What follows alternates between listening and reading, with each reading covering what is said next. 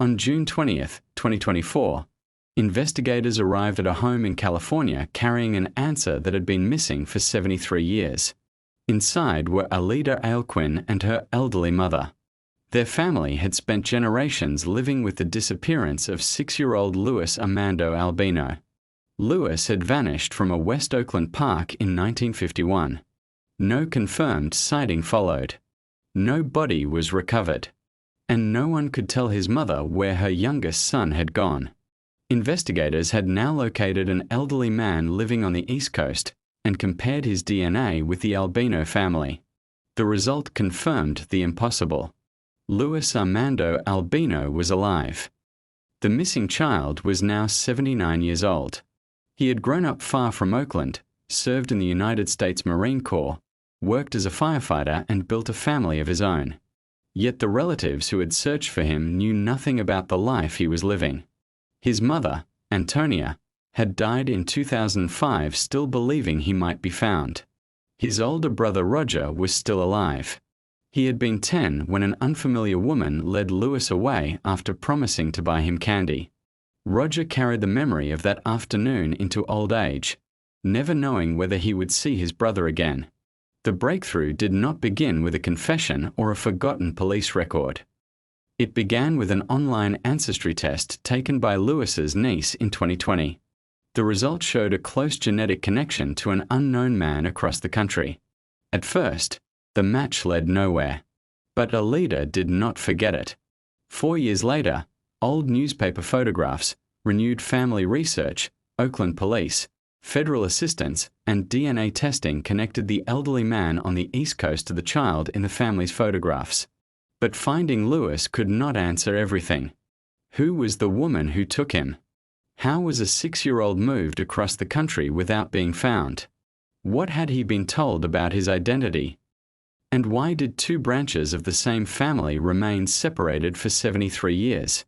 To understand how Luis was finally found, we must return to February 21st, 1951, to Jefferson Square Park, 2 young brothers, and an offer of candy that separated a family for more than 7 decades.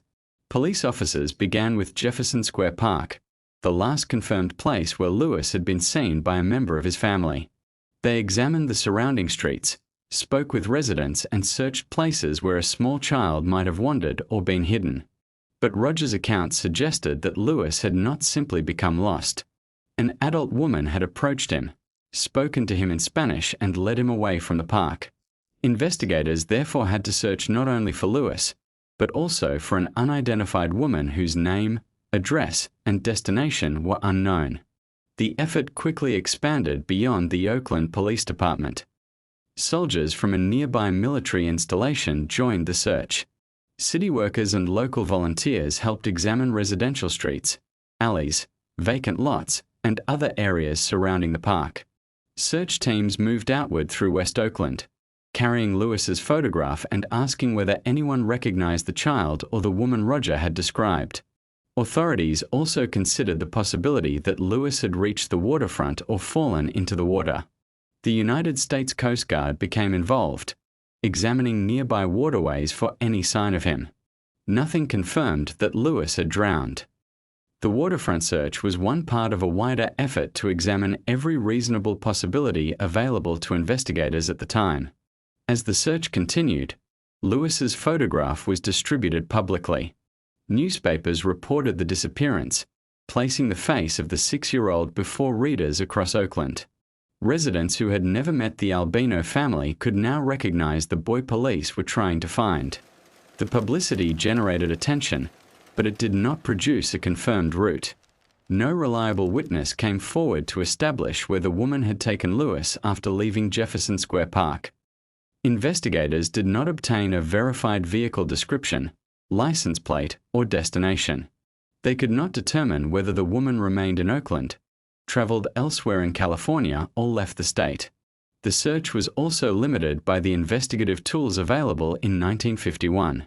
There were no public surveillance cameras recording the streets around the park. Police could not issue Luis's photograph instantly across the country. Passenger information and identification records were not stored in connected digital systems.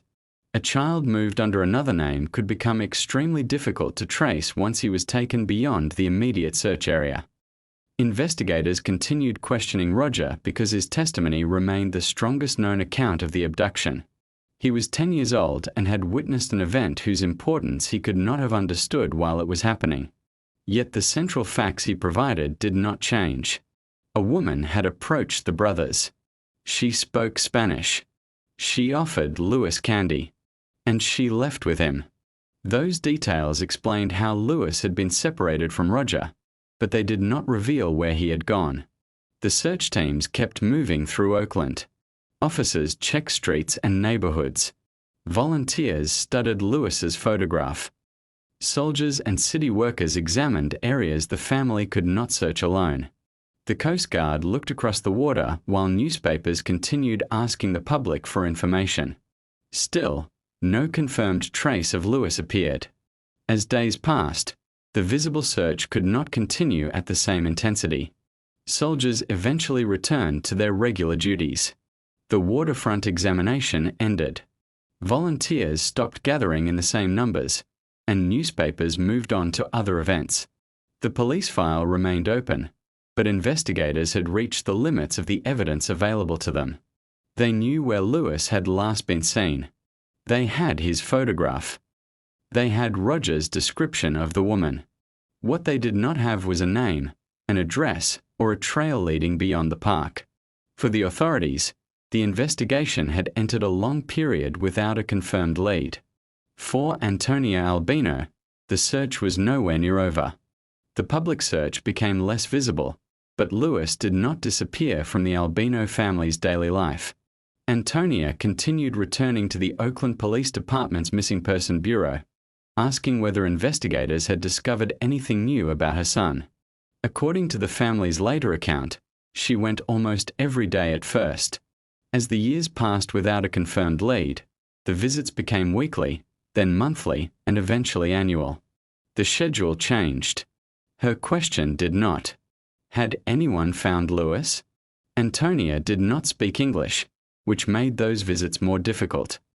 At times, a neighbor or one of her older children accompanied her to help communicate with police. She had to pursue information about her missing son through a system operating in a language she could not speak, yet she continued returning. Each visit ended without an address, a new witness, or a record that could explain where Luis was living. The official investigation preserved the details of his disappearance. Inside the family home, Luis was preserved differently. His childhood photograph remained on display. Other relatives kept copies in their own homes. In every image, Luis remained the same 6-year-old boy who had recently arrived from Puerto Rico, the child who went to Jefferson Square Park with his older brother and never returned. Antonia also kept an original newspaper clipping about the disappearance in her wallet. She carried it for years, repeatedly unfolding the aging paper to look at the same photograph. The clipping could not show how Luis might have changed. It could not reveal whether he had grown taller, whether he still resembled Roger, or whether someone had given him another name. It preserved only the last version of her son that Antonia knew. As the Albino family expanded, younger relatives learned about the missing child. Alida Alequin grew up knowing that she had an uncle named Luis whom she had never met. He was not treated as someone removed from the family simply because his location was unknown. His name remained part of their history. His photograph gave the younger generation a face to connect with the story. Antonia continued believing that Luis might still be alive. No body had been recovered. No confirmed accident had explained his disappearance. No evidence established that he had died after leaving the park. That uncertainty was painful, but it left room for hope. In 2005, Antonia died at the age of 92. 54 years had passed since Luis disappeared. She never learned that her belief had been correct. Her son was alive, growing older on the other side of the country.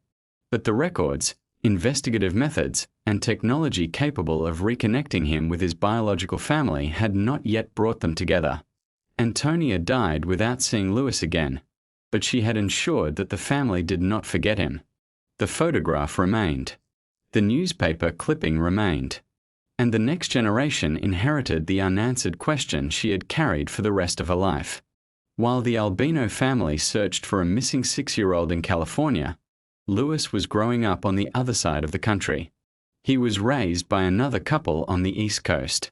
Public reporting has not established exactly how he was transported from Oakland, what documents were used, or what the adults raising him knew about the disappearance. There is also no verified public account explaining what Luis was told about his childhood. For that reason, it would be wrong to assume that he understood he had been abducted or knowingly lived under a false identity. The available facts show only that the child taken from Jefferson Square Park entered a household far beyond the area being searched by his biological family. Distance was not the only obstacle separating them. The police and newspapers were searching for Luis Armando Albino, a small Puerto Rican boy whose face had appeared in a 1951 photograph. If he was raised under different personal information, the records created during his childhood might not have contained the name investigators were trying to trace. And as the years passed, the child in the photograph changed. Luis entered school age, adolescence, and adulthood. His face matured. He grew taller. The 6-year-old image preserved by Antonia became less useful as a representation of the person he had become. Yet his life did not remain undocumented. As an adult, Luis served in the United States Marine Corps. He later worked as a firefighter and became a father and grandfather. These details reveal how complete the separation between the two branches of the family had become. In California, Luis was remembered as the youngest albino child, the boy who disappeared after an unfamiliar woman offered him candy. On the East Coast, he was building an adult identity, working, serving and raising a family whose existence his biological relatives did not know about. The two histories continued at the same time. Antonia grew older while holding the photograph of her missing son. Roger became an adult carrying the memory of their final afternoon together. Luis's siblings married, raised children, and told the next generation about the brother who had vanished. Meanwhile, Luis created a family of his own. For decades, neither side knew the full story of the other. The albinos could not search effectively for the adult Luis because they did not know where he lived, what name appeared in his records, or what he now looked like. Luis's later public records did not automatically connect him to a missing child investigation created thousands of miles away in 1951. The truth existed in two separate places.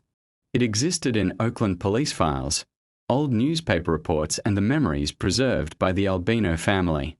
It also existed in Luis's living body, in the DNA he shared with relatives he had not seen since childhood. But for most of the 20th century, there was no practical system capable of comparing that biological connection with millions of people across the country. The family had Luis's photograph. They had Roger's account. They had Antonia's belief that her son had survived. What they did not yet have was a tool capable of finding a close relative whose location and identity were unknown. That changed in 2020, when Alida Alequin took an online ancestry test and received a result she could not immediately explain. In 2020, 15 years after Antonia's death, Alida Alequin took a consumer ancestry DNA test.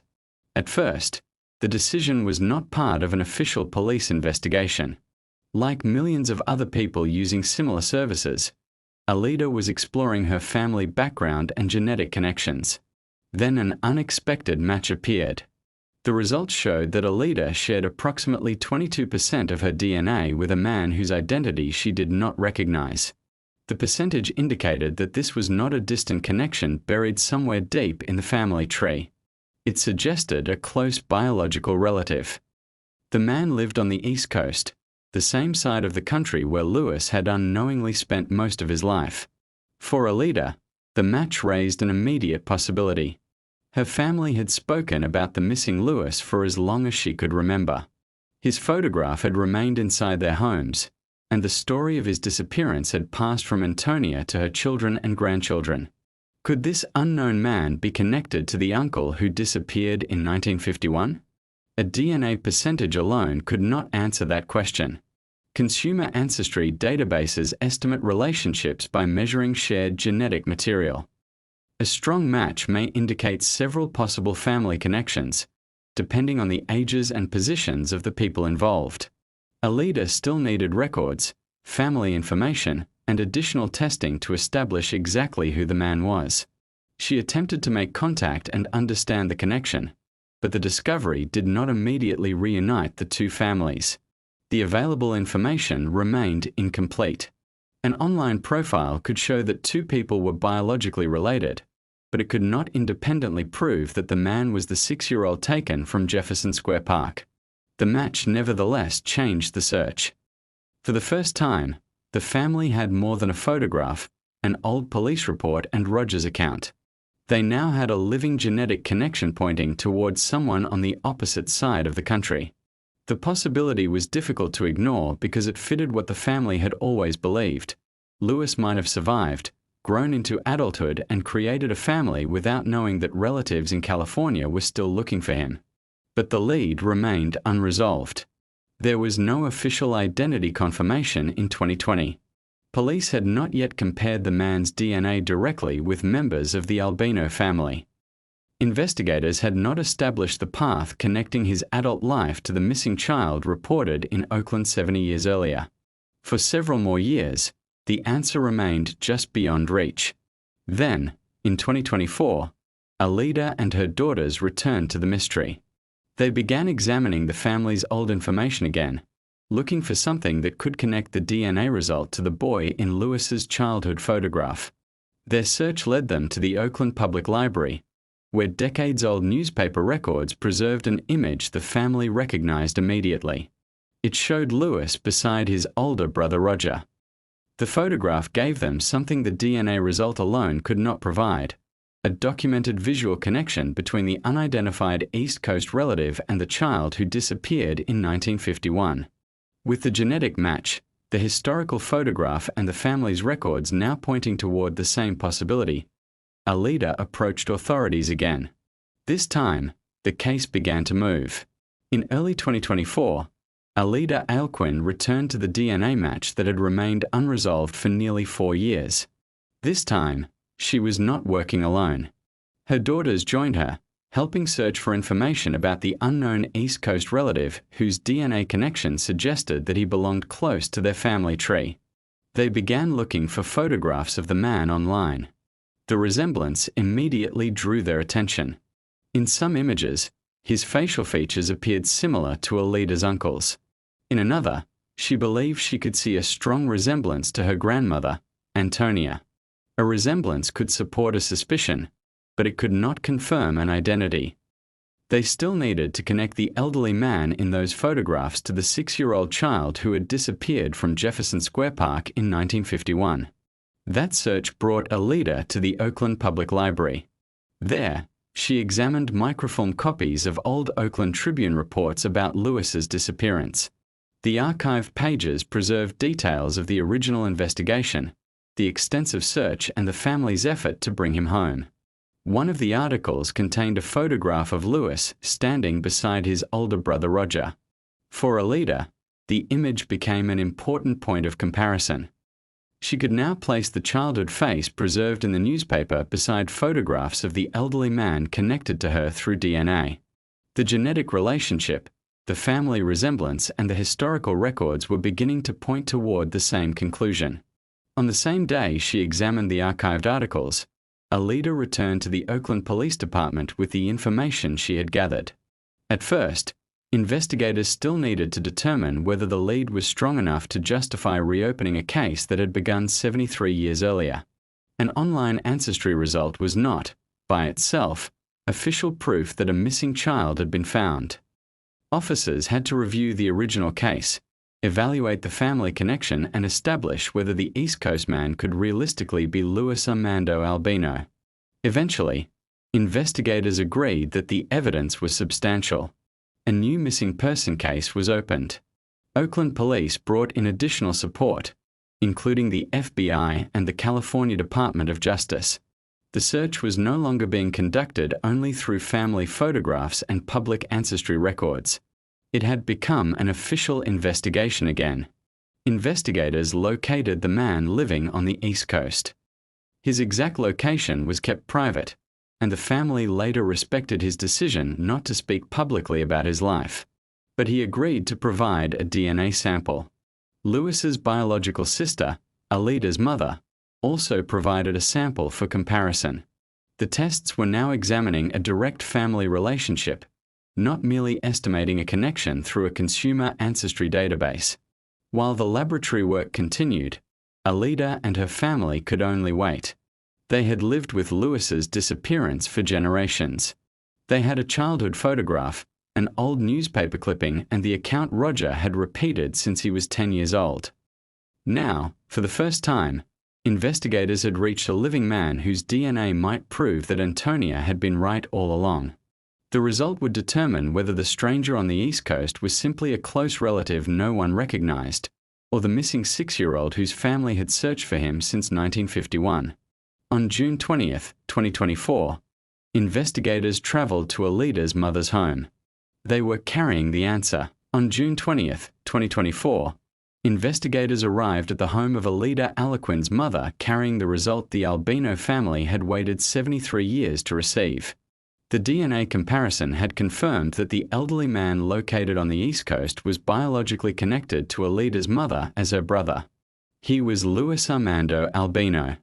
The 6-year-old who disappeared from Jefferson Square Park in 1951 had survived. For Alida and her mother, the confirmation transformed a family belief into documented fact. Antonia had spent the rest of her life insisting that her youngest son might still be alive. Now, 19 years after her death, investigators had proved that she had been right. Alida later recalled that she and her mother remained composed while the investigators were inside the house. Only after they left did the full meaning of the news reach them. They had found Luis. 4 days later, on June 24th, Luis traveled to Oakland with assistance from the FBI and accompanied by members of the family he had built on the East Coast. He was 79 years old, a retired firefighter, a Marine Corps veteran, a father, and a grandfather.